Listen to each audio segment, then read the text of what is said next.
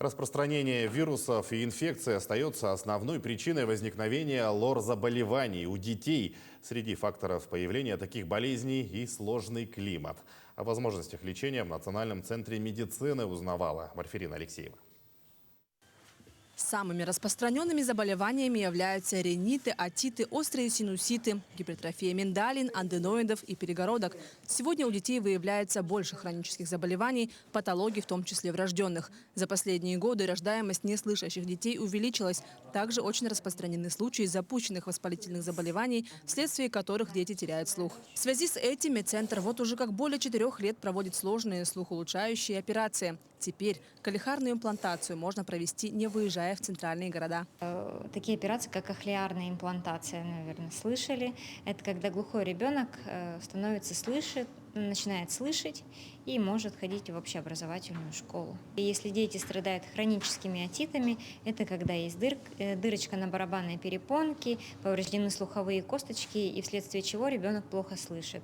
И вот мы оказываем эту слухоулучшающую операцию в условиях нашей республики, что очень удобно, потому что если ребенок вынужден ехать в центральные города, то есть ограничения. После проведения данной операции месяц ребенок должен находиться в Москве, в Санкт-Петербурге, что тоже является накладно иногда для семейного бюджета.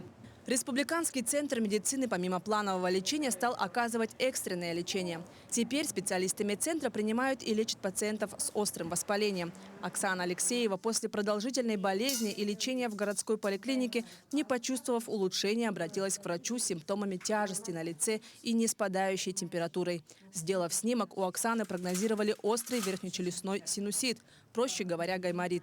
Девочку экстренно госпитализировали. Было страшно, но как оказалось, это особо и не больно. Там с анестезией просто проколоть и нормально. Пила некоторые лекарства, и там капли для носа некоторые. Но мне кажется, надо было лучше лечиться. Сейчас, самочувствие нормальное. Вроде температуры нет, головая не болит, там, все нормально, нос не заложен.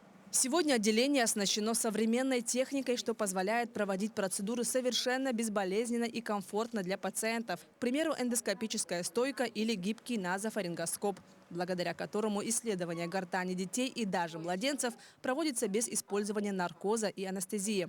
А помимо лечащих процедур, медцентр бесплатно планово проводит операции по исправлению лопоухости детям до 18 лет. Марфирина Алексеева, Владимир Павлов, Якутск.